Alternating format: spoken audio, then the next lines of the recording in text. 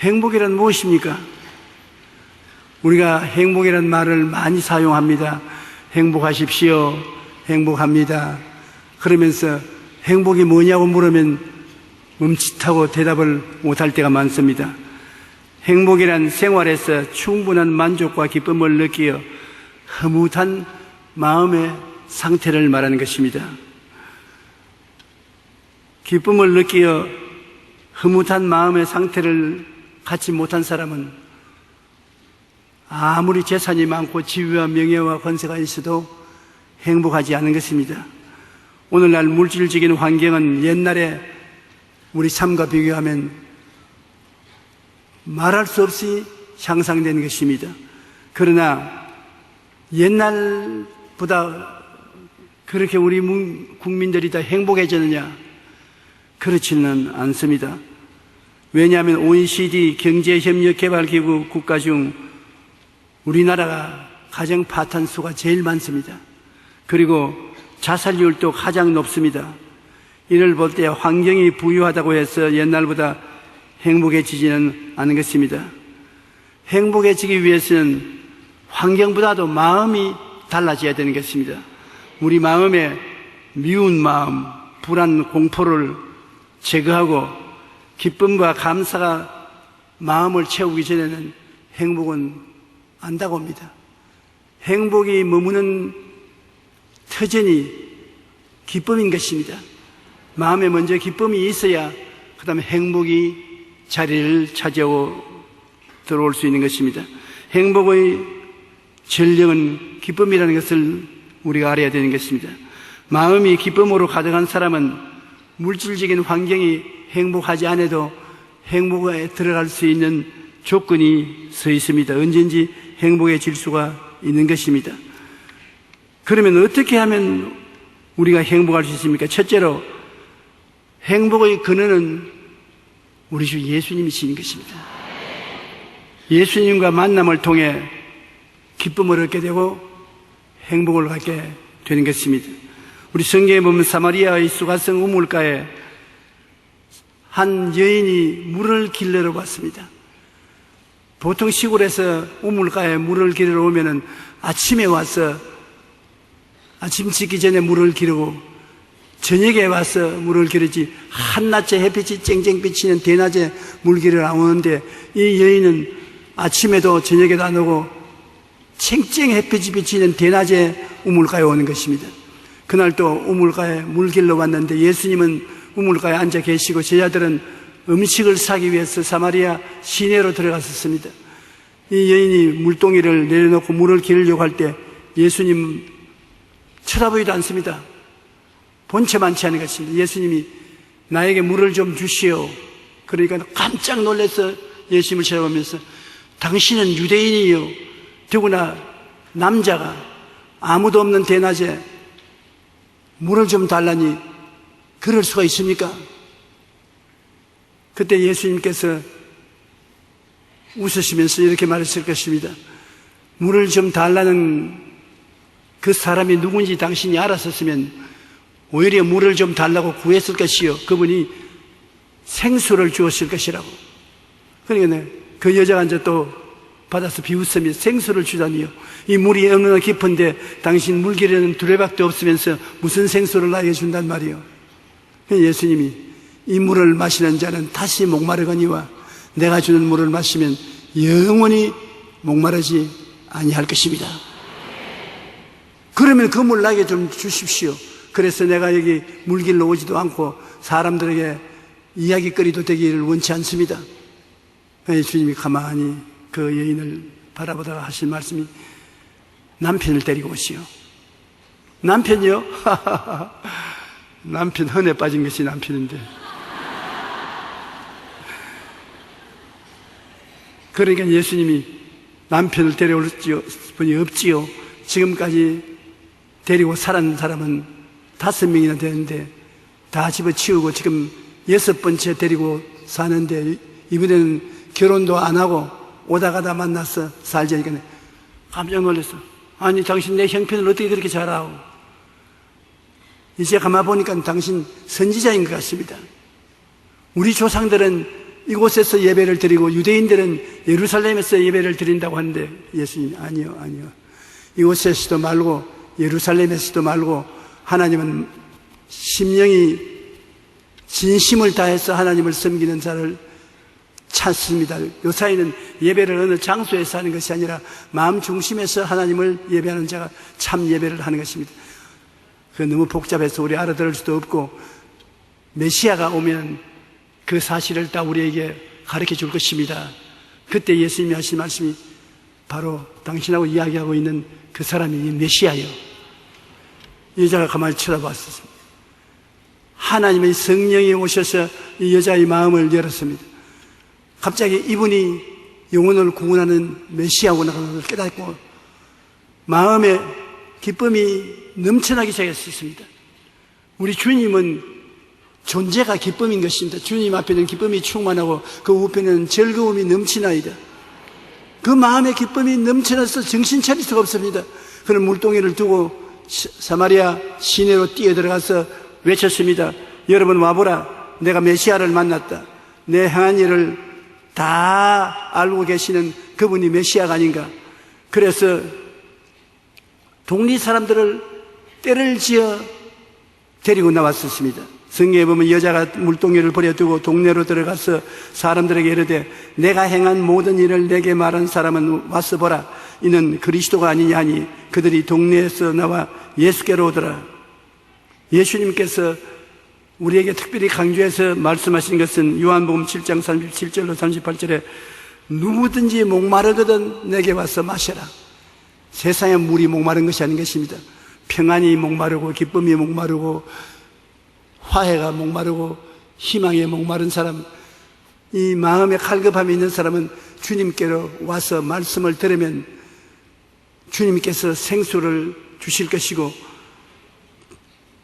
나를 믿는 자는 성경에 이른 같이 그 배에서 생수의 강이 흘러나리라. 생수의 강이 넘쳐나겠다는 것입니다.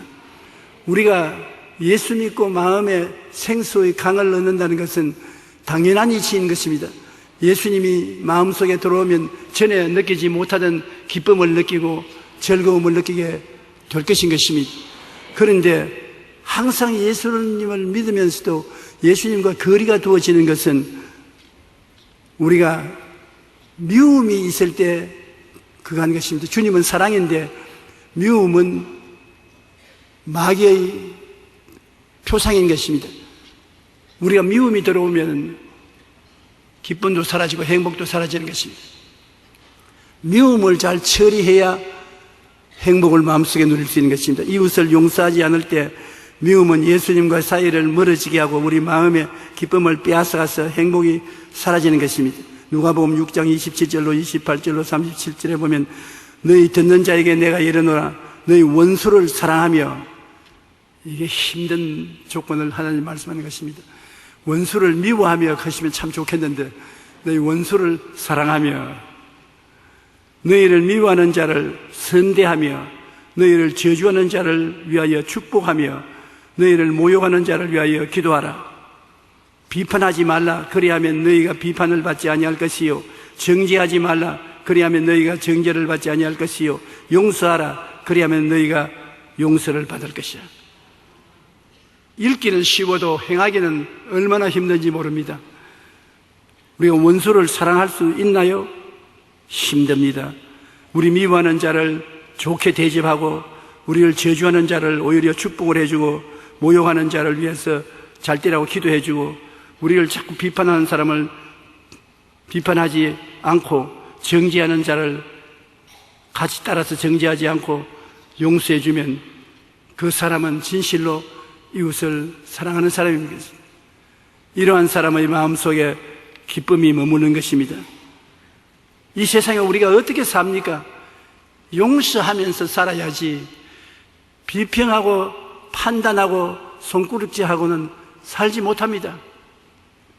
죄 안 지는 사람 누가 있습니까? 전부 다 죄를 지기 때문에 내 죄를 용서받기 원하면 이웃의 죄도 용서해 줘야 되는 것입니다. 항상 서로 뻘겋게 만들려고 하면은 인생을 어떻게 사는 것입니까? 덮어주는 삶을 살아야 되는 것입니다. 부부는 사랑하는 사이임에도 불구하고 동시에 가장 용서하기 어려운 관계가 부부입니다. 부부라고 하면 의뢰히 사랑하며 산다고 생각하지 않습니까? 그러나 실제로 부부가 되어서 살아보면 가장 용서해 주기 어려운 것도 부부인 것입니다. 그만큼 신뢰했기 때문에 신뢰에 방해가 오면 정말로 용서해 주기 힘든 것입니다. 프랑스의 어느 사상가는 부부관계를 이렇게 정의했습니다. 3주 동안 서로 관찰해보고 3개월 동안 서로 사랑하고 3년 동안 서로 싸우고 30년 동안 그 다음에는 있는 동 없는 동 참고 용서하면서 산다.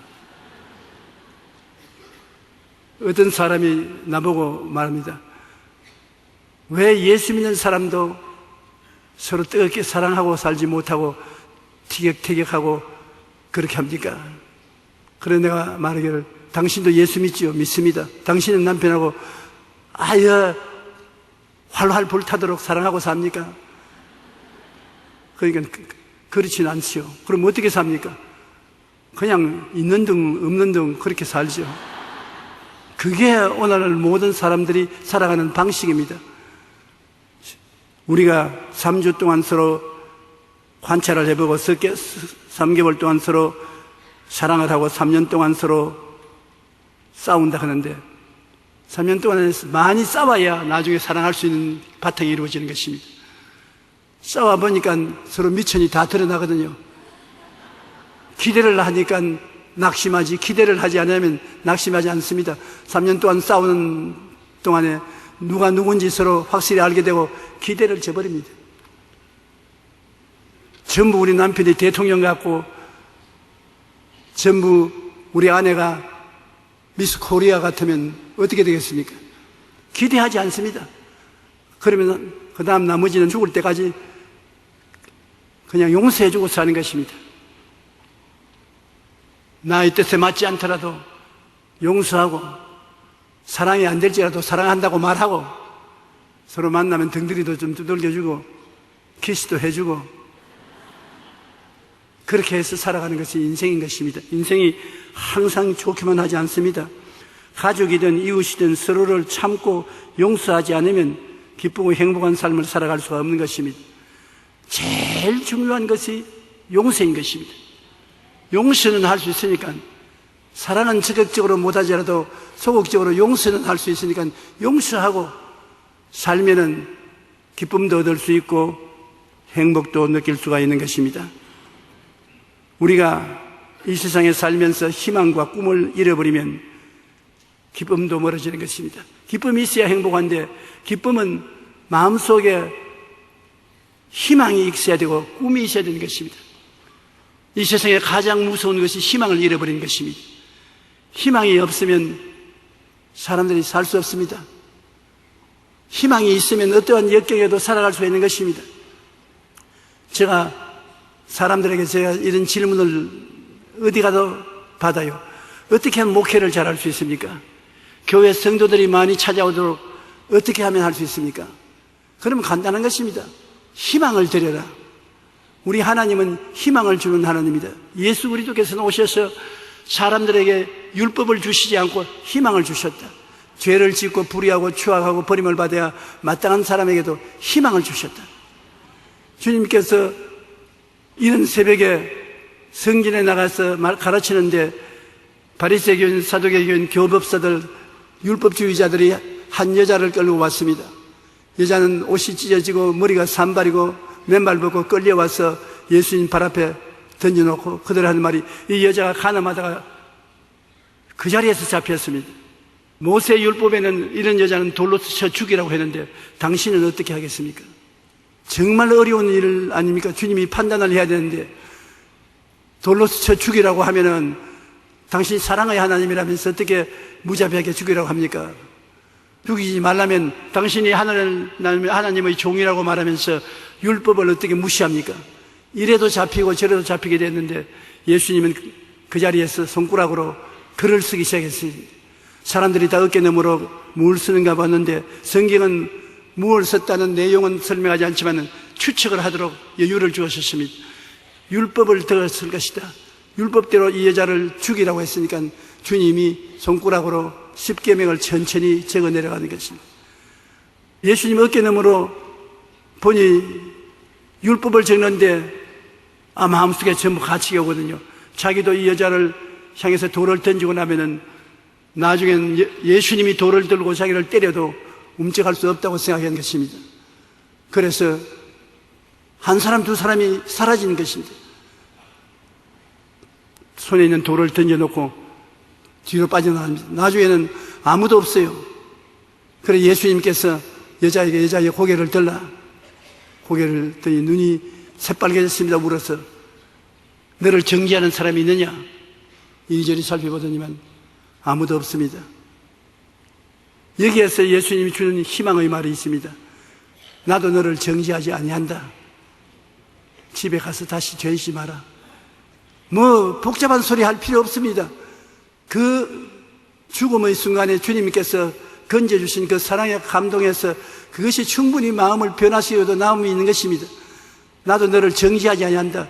예수님이 여러분을 만나면 정죄하지 않습니다. 정죄하면 예수님 앞에 설 사람이 없지요. 크고 적은 죄를 주님은 손바닥처럼 다 볼 수 있는데 주님이 너 언제 이런 죄 지었지? 너는 정죄받으라. 그러면 아무도 정죄 안 받을 사람 없습니다. 예수님은 정죄하러 온 것이 아니라 구원받아 살 수 있다는 희망을 주기 위해서 오신 것입니다.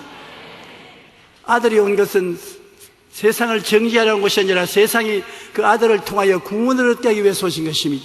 예수님은 이 중대한 범죄인을 눈앞에 두고도 정죄하지 않았었습니다. 나도 너를 정죄하지 아니한다. 집에 가서 다시 죄짓지 마라.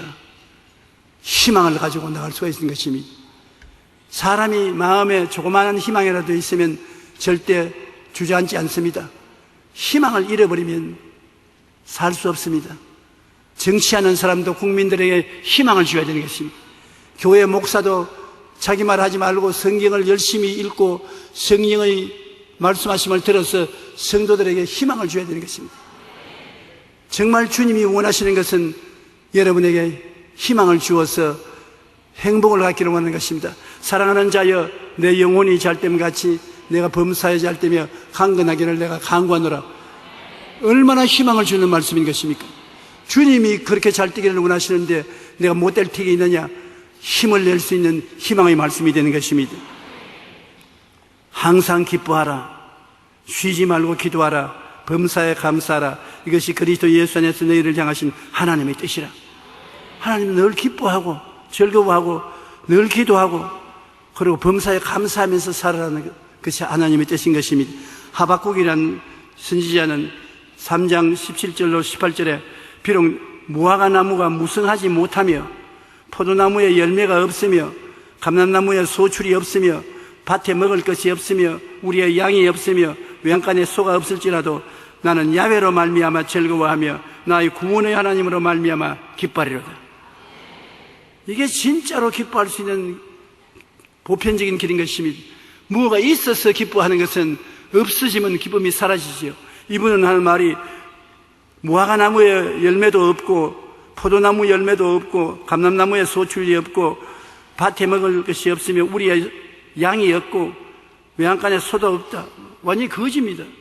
그래도 하나님이 자기에게 계심으로 그는 즐거워하며 구원의 하나님으로 말미암아 기뻐하겠다는 것입니다. 여러분 하나님 때문에 기뻐해야 참 기쁨이 된다는 것입니다.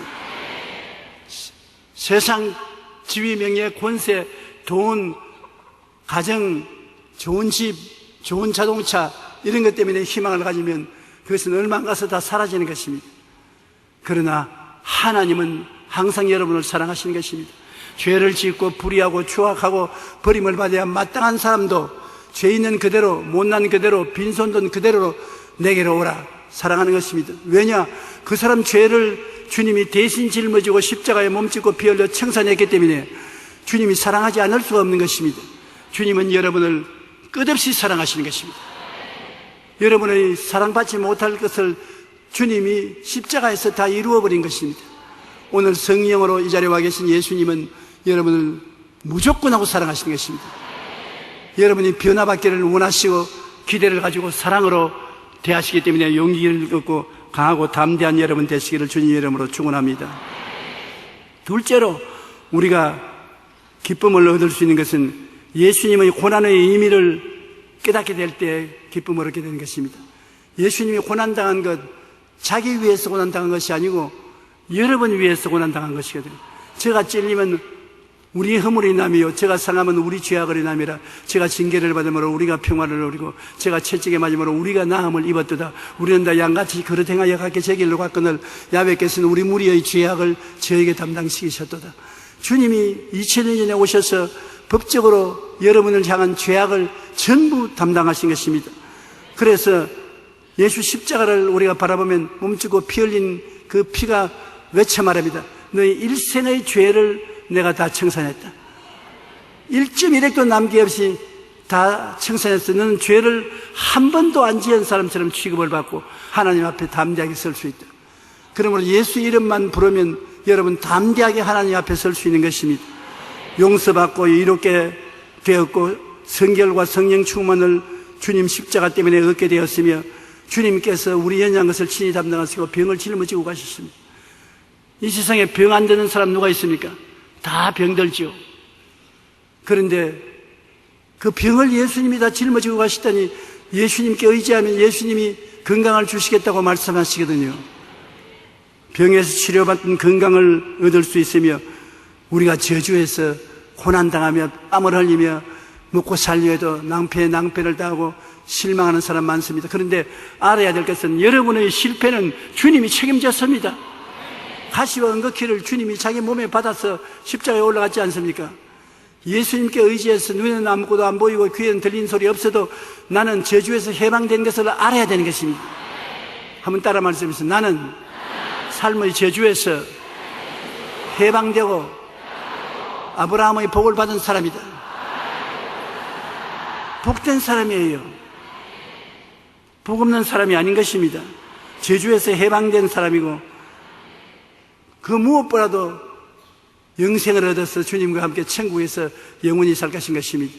우리가 지금은 이 세상에서 복잡하게 살지만은 인연을 다 끊어버리고 이 육신의 장막집 떠나서 저 세상으로 건너갈 때 천국이 없다면 삶의 모든 것이 절망 아닌 것입니까? 또 저 세상에 있는데 구원받지 못하고 지옥으로 떨어진다면은 그 또한 절망적인 것이 아닙니까? 그래서 예수님은 죽었다가 부활하심으로 죽고 난 뒤에 생명이 있는 것을 여실히 보여주셨고 여러분을 데리고 천국 영원한 곳에 들어가서 살 것이니 기대가 큰 것입니다. 그러므로 주님은 십자가를 통해서 여러분에게 말로 다 할 수 없이 귀한 것을 약속해 주셨다. 여러분이 믿음이 약해지고 소망이 사라지려고 할 때는 언제나 무릎을 꿇어 십자가 앞에 나와서 십자가에서 주님께서 주신 이 축복을 계산해 봐야 되는 것입니다. 죄가 거룩함이 다 용서 안 받고 죄를 용서 안 받고 허물을 용서 안 받고 병이 낫고 저주로 해방되고 영생복락을 얻게 된 것을 생각하고 그것이 나라는 것을 지적하게 되면 아무 곳에 희망을 갖지 못해도 십자가에 희망을 가질 수가 있는 것입니다. 그래서 전인 구원을 느낄 수가 있는 것입니다. 시편 103편 3절로 5절 우리 다 같이 읽어보십시다. 그가 내 모든 죄악을 사하시며 내 모든 병을 고치시며 내 생명을 파멸해서 속량하시고 인자와 긍휼로 관을 씌우시며 좋은 것으로 내 소원을 만족하게 하사 내 청춘을 독수리같이 새롭게 하시는도다. 이게 정말 왔다 아닙니까? 이렇게 기가 막힌 은혜를 하나님께서 예비하고 난 다음에 이 모든 은택을 잊지 마라. 사람들은 다 잊어버리고 사는데 이걸 늘 기억하고 하나님께 감사하면 하나님이 축복을 주시는 것입니다. 그뿐 아니라 주님께서 우리를 외롭게 이 세상에 버려놓지 않고 보혜사 성령을 보내주신 것입니다. 내가 또 아버지께 구하겠으니 그가 다른 보혜사를 주겠다. 다르다는 말이 두 가지가 있는데요, 알로스라는 말이 있고 헤테레스라는 말이 있습니다. 우리 한국말로는 다 똑같이 다르다고 해석하는데 알로스라는 말은 똑같은 다른 것을 말하는 것입니다. 조금도 틀리지 않습니다. 모습과 내용이 똑같은데 이것 하나에 이것하고 그 다음은 알로스 다른 것입니다. 그러나 헤테로스라는 말은 다 다릅니다. 남자가 여자와 다른 것처럼 다릅니다. 서양과 동양이 다른 것처럼 다릅니다. 그때는 헤테로스라는 말을 쓰는 것입니다. 근데 예수님이 말씀할 때 알로스 파라클레토스, 나와 똑같은 보혜사를 보내겠다. 보혜사란 뭐냐? 아버지께로부터 보내심을 받아 우리를 돕기 위해서 항상 함께 계신 자를 보혜사라고 하는 것입니다. 예수님처럼 성령은 우리와 같이 있어서 예수님과 똑같은 일을 하신다는 것입니다. 우리의 가난한 자에게 소망을 주시고 마귀와 죄악과 세상에 포로된 자를 자유케 해주시고 영적인 눈이 어두운 사람을 눈 띄워서 천국을 보게 해 주시옵시고 스트레스 받아서 온갖 병에 걸린 사람 스트레스에서 해방 얻게 해주시고 그리고 자격 없는 사람이 믿음으로 구원받는 일을 가르쳐 주시는 이 역사를 성령께서 계속하고 계신 것입니다. 그러므로 성령은 예수님과 꼭 같습니다. 구약 4,000년 동안은 아버지 하나님 시대고 신약 33년 동안은 아들의 시대고 신약 이후에 오늘은 누구 시대입니까? 성령님의 시대입니다. 성령이 여러분과 같이 계시고 여러분을 떠나지 않고 계신 것입니다. 성령을 통해서 우리는 진리를 깨달아 알게 되는 것이에요. 요한복음 14장 16절 18절에 예수께서 말씀하기를 내가 아버지께 구하겠으니 그가 또 다른 보혜사를 너희에게 주사 영원토록 너희와 함께 있게 하시리니 그는 진리의 영이라 세상은 능히 그를 받지 못하나니 이는 그를 보지도 못하고 알지도 못함이라. 그러나 너희는 그를 아나니 그는 너희와 함께 거하심이요 또 너희 속에 계시겠음이라. 내가 너희를 고아와 같이 버려두지 아니하고 너희에게로 오리라. 보혜사 곧 아버지께서 내 이름으로 보내실 성령 그가 너희에게 모든 것을 가르치시고 내가 너희에게 말한 모든 것을 생각나게 하시리라. 얼마나 멋진 선생님이시기에 보혜사 선생님이 여러분에게 모든 것을 가르치시고 진리를 깨닫게 하시고 늘 같이 계시겠다. 내가 이번에 목포에 내려가서 집회를 했는데 그 목포에 계신 분들이 제가 목포에 온 것이 30년 전에 시작해가지고서 이번 네 번째 목포에 왔다 그래요. 그러면서 대접을 잘 받았습니다. 세발 낙지도 먹으라고 가져왔는데 인천에서 낙지 먹었다 죽었다는 생각이 나가지고서 저 젓가락이 안 가요. 그래서 움직이는 것만 봤지 묵지는 않았었습니다. 그런데 그 시장님이 정시장이라고 아주 훌륭하신 시장님이 계시는데 그 시장님이 이런 간증을 했습니다. 자기가 예수 믿기 전에 자기 아내는 교회를 다녔는데 자기는 예수 그리스도와는 상관이 없는 사람이었다. 그런데 그 부인이 갑자기 병이 들었는데 병원에 데려가도 병 이름을 몰라요. 그 뭐냐면 못 일어나는 병입니다. 다리가 마비가 돼서 일어날 수가 없어요. 사람이 부축해서 업고 다녀야지 그래는 못 다녀요. 그래 호심을 하고 있는데 사람들이 하는 말이 약으로도 안 되고 의사가 치료해도 안 되면 여의도 순복음교회로 가라 그러더랍니다. 그래서 아무것도 모르면서 여의도 순복음교회 오니까 사람들이 너무 많아서 목사도 만나볼 수 없고 무슨 교회가 이런 교회가 있냐. 도떼기 시장 같다고. 그래 있으니까 거기에 아마 안수 집사님을 만난 것 같아요. 자기가 방황을 하고 있으니까 어떻게 왔냐 그랬어요. 교회 예배 드리러 왔는데 어떻게 드릴지도 모르고 어디 갔는지도 모른다니까 여기 앉으라고 자리를 만들어주면서 무슨 집안에 일이 있냐 우환이 있어서 왔다가 그러면 교회에 오지 말고 오살리 기도원으로 가라고. 오살리가 어디 있냐 하니까 되게 약도를 거려주더랍니다. 그래 버스를 타고 더듬어서 오살리에 가서 그게 오살리에 있는 목사님을 만나서 나 이런 우한 질고가 있어서 기도하라는데 어떻게 하냐니까 저 토굴로 들어가라고 하더랍니다. 그래가 말간 사람이 교회에 왔다가 기도원에 왔다가 토굴에 들어가 앉으니까 기가 꽉 막히더랍니다. 무슨 교회가 이런 교회가 있노? 토굴에 들어왔으니까 다른 할 일은 없고 기도를 해야 되겠다 싶어서 자기 부인이 늘 기도하던 것을 지나가면서 들은 게 기억이 나서 하나님이여 예수님 이름으로 기도합니다. 우리 마누라 걷게 해 주시옵소서. 그것만 하면은 내가 토굴에 며칠 더 있으라도 있겠습니다. 하루 종일 기도했는데 별로 응답이 없는 것 같더랍니다. 그래서 옆에 있는 사람 보고 하루 종일 기도해도 별로 응답이 없으니까 금식을 하라 그러는데 이제는 밥 진짜 먹지 말라는 교회가 있네.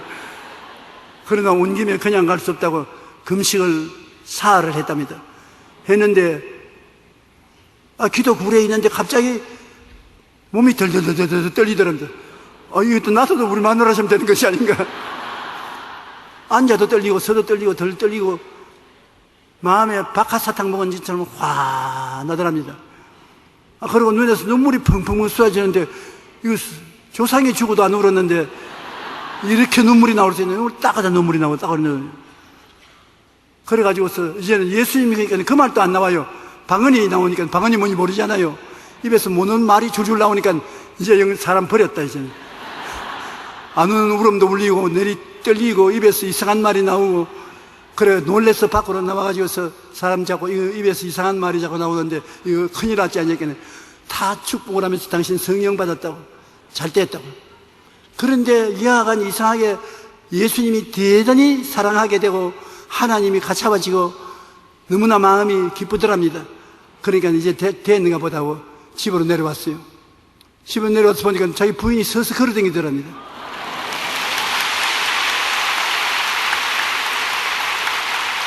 그래 웬일이냐 그러니까 자기가 눈물이 나고 다른 말이 입에서 나올 그 시각에 일어서고 싶더랍니다. 그래서 주변 사람은 나 일어난다 넘어지거든 받아라 그러면서 받으려고 하니까 호닥닥 일어나더니만 건강해졌어요. 그래서 하나님이 예수를 믿게 해주시고 그래서 그때부터 예수를 잘 믿어 교회에 나왔는데 이제 주님을 섬기면서 고장을 위해서 일을 좀 해야 되겠다고 목포 출신인데 목포시의 시장으로 안수기도를 받았잖아요. 그러고 왔는데 시장이 되셨어요.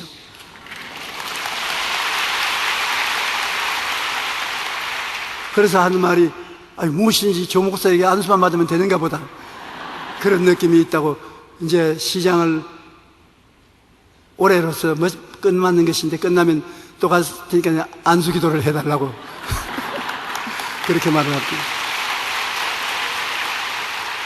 그분은 아무것도 모르는 분인데 성령을 모심으로 말미암아 그런 큰 기쁜 일이 생기고 행복한 일이 생기는 것입니다. 성령은 이처럼 우리와 함께 계셔서 우리 일일이 옷을 벗기고 꾸중을 하고 채찍을 때리고 하는 것이 아니라 깨닫게 하고 회개하게 하는 것입니다. 잘못했어도 깨닫게 하고 회개하게 하시고 우리에게 가르쳐 주시고 손잡아 이끌어 주시고 도와주시는 보혜사를 여러분 모시오시니 여러분 고아가 아닙니다. 여러분 중에 고아는 아무도 없습니다. 이래봬도 하나님께서 사랑하셔서 돕는 자 성령님을 보내주셔서 성령이 여러분과 항상 같이 계신 것입니다. 여러분이 어려울 때 엎드려 기도해 보십시오. 여러분에게 여러 가지 지혜의 말씀, 지식의 말씀, 명문불의 은사 이런 것이 머리에 떠오르기 시작하는 것입니다. 저도 설교할 때 저의 지혜와 총명으로 설교하지 않습니다. 설교하면서 성령님께 귀를 기울이고 있습니다. 내가 지금 이 말하면서도 마음속에 성령이여 내게 말씀하시옵소서. 그러면 내 생각이 사라지고 성령의 생각이 떠오르게 되면 성령의 생각을 받아서 전달하게 되고 성령은 여러분에게 기쁨을 주시고 평안을 주시는 것입니다. 성령은 자기를 드러내지 않습니다. 고요하고 잠잠하게 없는 듯 하면서 여러분 속에서 계셔서 지혜와 총명, 모략과 재능 이런 은사를 주셔서 이끌어가 주시는 것입니다. 그러므로 성령을 모실 때 마음이 기뻐지는데 성령이 있음을 알아야 되는 것입니다. 로마서 8장 26절 27절에 보면 성령도 우리 연약함을 도우시나니 잘못한다고 연약한다고 짓누르는 것이 아니라 도우시나니 우리가 마땅히 기도할 바를 알지 못하나 오직 성령이 말할 수 없는 탄식으로 우리를 위하여 친히 간구하시느니라. 마음을 살피시니가 성령의 생각을 하시나니 이는 성령이 하나님의 뜻대로 성도를 위하여 간구하심이라. 고린도전서 2장 9절로 10절에 하나님이 자기를 사랑하는 자들을 위하여 예비하신 모든 것은 하나님이 예비했다. 여러분이 필요한 것을 하나님은 천년 만년 전에 이미 예비해 놓았었어요. 하나님 예비는 지금 성급하게 예비하는 것이 아닙니다. 천년 만년 전에 여러분 필요한 것을 예비해 놓았었어요. 여러분이 어려운 시련을 겪고 막다른 골목에 처하거들랑 하나님 쳐다보십시오. 아버지 예비한 것을 보여주시옵소서. 하나님 미리 아시고 예비하시는 것입니다. 여기에도 예비하신 모든 것은 눈으로 보지 못하고 귀로 듣지 못하고 사람의 마음으로 생각하지 못했다함 같으니라. 오직 하나님이 성령으로 이것을 우리에게 보이셨으니 성령은 모든 것 곧 하나님의 깊은 것이라도 통달하시니 성령께서 여기 와봐. 이 하나님이 너를 위해서 예비해 놓은 것이다. 참 희한합니다. 하나님은 여러분 위해서 미리 아시는 거로 미리 예비해 놓아서 어려움에 처해서 어찌할지를 모르고 당황할 때 예비한 것을 보여주시는 것입니다. 요나가 하나님이 가라는 곳을 안 가고 다시서로 배를 타고 도망을 치다가 풍랑을 만나서 배 사공에 배 손님들이 요나를 물에 던질 때 그건 죽었다고 생각했는데 하나님이 벌써 알고 요나를 삼킬 물고기를 예비해 놓은 것입니다. 예비해 놓은 것입니다.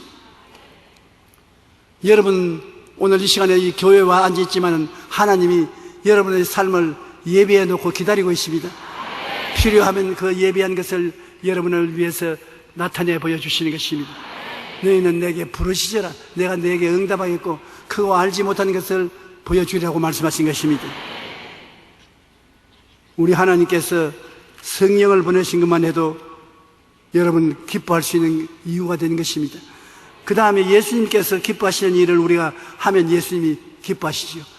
우리 인생을 살면서 예수님 기뻐하시는 일을 우리가 늘 행하면서 살아보아야 되는 것입니다. 먼저 예수님을 사랑할 때 우리 마음속이 참 기분이 좋습니다. 예수님을 사랑하게 되면 예수님이 여러분 마음에 사랑을 주시고 기쁨을 주시는 것입니다. 예수님을 어떻게 사랑하느냐? 여러분 사랑하게 되면 그 사랑하는 사람의 말에 귀를 기울이게 되고 말을 지키게 돼요. 예수님을 사랑하게 되면 주의 말씀을 듣기를 원하고 성경 말씀을 읽기를 좋아하고 설교 말씀 듣기를 좋아하는 것입니다. 말씀을 가까이 하면은 예수님을 사랑하는 것이 되는 것입니다. 그 다음 또 여러분 사랑하면 어떤 일이 생깁니까? 사랑하는 사람을 위해서 희생적으로 좋은 것을 주고 어려운 일을 해드리고 싶습니다. 사랑을 하는 부모님이 자식을 위해서 뭘 좋은 걸 안 해주겠습니까? 어려운 일도 다 맡아서 해주기를 원하는 것입니다. 부부간에도 정말 사랑하면 줘야 돼요. 사랑하면서 안 주고 뒤에 숨겨놓고 사랑한다면 그건 사랑이 아니지요. 성경에는 뭐라고 말합니까? 하나님이 세상을 이처럼 사랑하사 어떻게 했다고요? 독생자를 주셨으니 줘야 됩니다. 조금 주면 조금 사랑하는 겁니다. 많이 주면 많이 사랑하는 겁니다. 다 주면 온통 사랑하는 것입니다.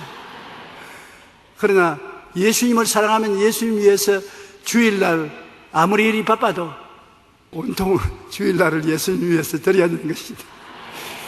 주일날 바쁘다고 해서 그날은 주님 눈 좀 감아주십시오 그러면 조금 사랑하는 겁니다. 주일날 온통 사랑해서 드리고 11조 드리고 주님으로 자랑합니다. 전도하는 것을 말하는 것입니다. 그럼 주님을 사랑하는 것이 되는 것입니다. 신명기 10장 12절로 13절에 이스라엘아 내 하나님 야훼께서 내게 요구하는 것이 무엇이냐 곧 내 하나님 야훼를 경외하여 그의 모든 도를 행하고 그를 사랑하며 마음을 다하고 그 뜻을 다하여 내 하나님 야훼를 섬기고 내가 오늘 내 행복을 위하여 내게 명하는 야훼의 명령과 규례를 지킬 것이니라. 내 행복을 위하여 하나님이 율법을 지키라는 것 그 목적이 여러분의 행복을 위해서 그렇게 한다는 것입니다. 여러분이 더 잘 살기 위해서 주님이 그렇게 한다는 것입니다. 성경에도 너희는 그 나라와 그 일을 먼저 구하라. 그래야만 이 모든 것을 다 더하여 주겠다고 말하는 것입니다. 우리 하나님 믿는 사람들은 하나님이 우리의 부모요 우리에게 행복을 주기를 원하신다는 것을 알고 강하고 담대하게 주님을 의지해야 되는 것입니다. 그리고 또 예수님이 기뻐하시는 일이라는 것은 좋은 것을 이웃과 나눌 때 하나님이 기뻐하시는 것입니다. 주는 것이 받는 것보다 좋습니다. 우리도 세상에 살아보면 줄 때가 참 행복해요. 받을 때는 받으니까 좋지요. 그러나 줄 때보다 못합니다. 남이 여러분을 위해서 무엇을 정성으로 해주거든 좀 과장하게 고맙다고 말을 하십시오. 아이고 좋다, 아이고 고맙다, 아이고 감사하다. 그러면 주고 난 다음에 배로 더 기분이 좋습니다. 주는데 받아, 그래. 그리고 돌아서면 에라 빌어먹을까 안 줄걸 가지고서 괜히 줬다, 그런 생각이 납니다. 그러므로 받으면 흥감을 좀 떨면서 고맙다고 하면 좋은데, 사람들이 그걸 안 하는 것은 열등의식이 마음에 들어오기 때문에, 내가 주지 못하고 받는다는 열등의식 때문에 그렇게 좀 떠들썩하게 하지 않습니다. 그러나 열등의식 같은 게 무슨 필요가 있습니까? 나를 사랑해서 주는 사람에게 고맙다고 아주 흥감을 떨고 나면 그 사람 나중에 더 주기를 원하니까 나중에 더 받을 생각하고 좀 감사를 해야죠. 하나님도 감사로 제사를 지니가 하나님을 영화롭게 하느니 그 행위를 옳게 하는 자에게 그 구원을 보이시겠다 했는데, 하나님께도 은혜 받고 너무 감사하다고 감사해서 뛰고 꿀리고 하면 하나님이 나중에 더 줘야지, 그렇게 하시는 것입니다. 주라 그래야면 돌려줄 것이요 곧 후이 되어 눌러 흔들어 넘치게 해서 안 껴주리라. 하나님은 반드시 30배, 60배, 100배가 되어서 우리에게 주는 것입니다. 그러므로 예수님이 기뻐하시는 일은 좋은 것을 이웃과 나눌 때 예수님이 기뻐하시는 것입니다. 우리가 나중에 천당 갔을 때 주님께서 우리 만나서 심판할 때 이렇게 말할 것입니다. 내가 줄일 때 너희가 먹을 것을 주었고, 목마를 때 마시게 하였고, 나그네 되었을 때 영접하였고, 헐벗었을 때 옷을 입히었고, 병들었을 때 돌보았고, 옥에 갇혔을 때 와서 보았느니라. 그러니까 예수 잘 믿는 의인들이 언제 우리가 주님 보았습니까? 우리는 주님 굶주린 것도 못 보았고, 목마르서 물 차는 것도 못 보았고, 나그네 된 주님도 못 보았고, 헐벗은 주님도 못 보았고, 병들은 예수님도 못 보았고, 옥에 갇힌 것도 못 보았는데요. 그럼 예수님 말할 것입니다. 이 조그마한 내 제자, 나를 믿는 이 이름 없는 이들을 위해서 내가 해준 것이 나를 위해서 해준 것이다. 네가 내 체면을 세워주고 내 사랑을 전달해 주었으니 내게 해준 것이다. 그러므로 내가 은혜에 대해서 이제 갚겠다, 그렇게 말씀하시는 것입니다. 너희가 여기 내 형제 중에 지극히 작은 자 하나에게 한 것이 곧 내게 한 것이라. 그러므로 여러분, 우리가 선을 베푸는데 꼭 예수님께 못 베풀었다 하더라도 지극히 적은 자 한 사람에게 선을 예수 이름으로 베푼 것은 예수님께 직접 선을 행한 것과 같은 것입니다. 또 우리가 남을 행복하게 하면은 자기가 행복해지는 것입니다. 여러분, 우리도 영혼이 잘 때면 같이 범사에 잘 때면 강건하게 되고, 모든 일에 항상 모든 것이 넉넉하여 모든 착한 일을 넘치게 하게 될 때 더 많이 이웃을 도와주면 더 많이 행복해지는 것입니다. 주는 자가 받는 자보다 복이 있습니다, 확실히. 그렇기 때문에 많은 재물을 쌓아놓고 구경만 해서는 소용이 없어요. 줘야 되는 것입니다. 가난한 사람에게 나누어 주고 없는 자에게 나누어 주면 기쁨이 충만해지는 것입니다. 받는 삶보다 주는 삶이 살아가는 이들을 자기의 마음이 기쁠 뿐만 아니라 이처럼 오래도록 사람들의 마음속에 기억이 되는 것입니다. 행복은 오늘 인간의 삶의 전반적인 목표가 됩니다. 우리 다 행복하고 싶어요. 그리고 이웃을 행복하게 만들어주고 싶은 것입니다. 정치, 경제, 사회생활의 배후의 목표도 행복입니다. 국회의원들이 다 그러지 않습니까? 자기 구에 있는 사람들에게 내가 국회의원이 되면 행복하게 만들어주겠다. 나를 대통령으로 만들면 여러분의 삶을 행복하게 만들어주겠다. 그 말을 듣는 우리에게 행복해지게 만들어주려고 죽을 애를 씁니다. 그렇다고 해서 마음대로 되는 것이 아니니까요. 저도 늘 하나님께 기도하는 것은, 하나님, 제가 설교하는 교회 성도들을 행복하게 만들어 주시옵소서. 제 설교를 듣고 믿음을 얻어서 하나님 앞에 축복받아 행복하게 해주시면 더 바랄 것이 없습니다.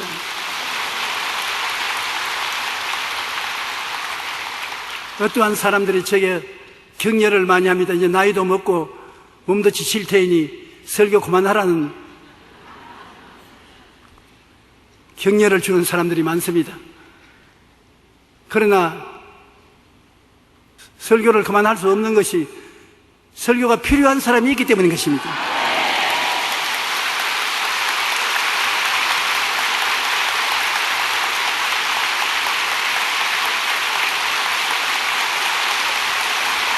고맙습니다.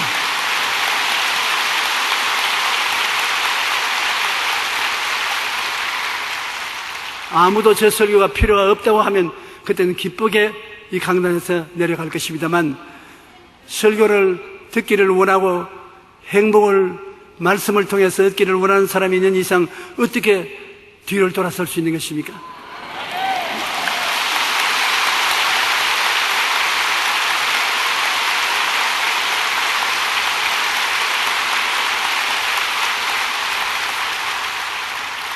저는 저희 거처가 첫째 하나님께서 그만두라 하면 그만둘 것이고, 둘째로 성도 여러분이 이제 듣기 싫다 하면 듣기 싫은 것이고, 셋째로 우리 당회장 이영훈 목사님이 이제 그만두시오 그러면 이제 그만둡니다.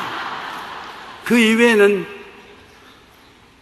나의 시체를 메고 이 강단 밑에 내려가야 될 것입니다.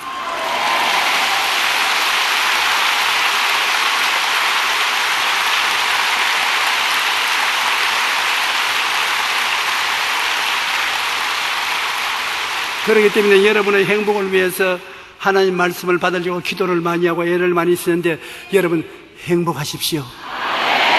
할렐루야.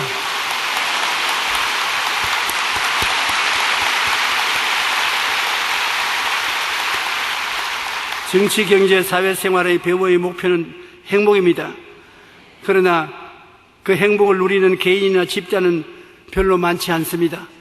그럼 우리 교회가 예수님을 믿음으로, 예수님과 함께함으로, 성령께 의지함으로 기본적인 행복을 마음속에 갖고 믿음으로 나가면 많은 사람을 행복하게 만들 수 있도록 우리는 행복의 근원이 되고 행복의 동산에 살게 될 것인 것입니다. 여러분 항상 기뻐하면서 사셔야 여러분 주위에 있는 사람들도 마음의 기쁨을 얻을 수가 있는 것입니다. 기쁨은 내가 기뻐하면 기쁨이 생겨나는 것입니다.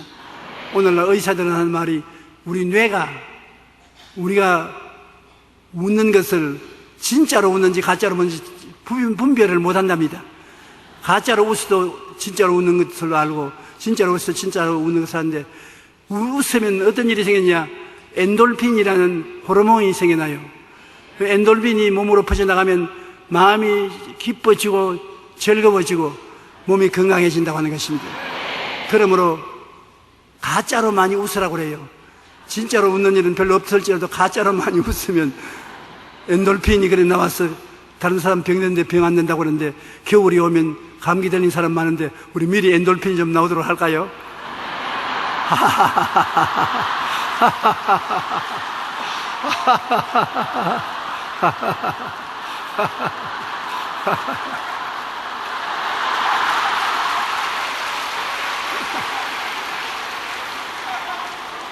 우리 장로님 웃는 거 보니까 제일 좋으네. 우리 교회에서 제일 안 웃는 사람들이 장로님이라고 그러던데. 할렐루야. 오늘 또 예수님은 여러분 귀에 대놓고 말씀하십니다. 내가 다 갚았다.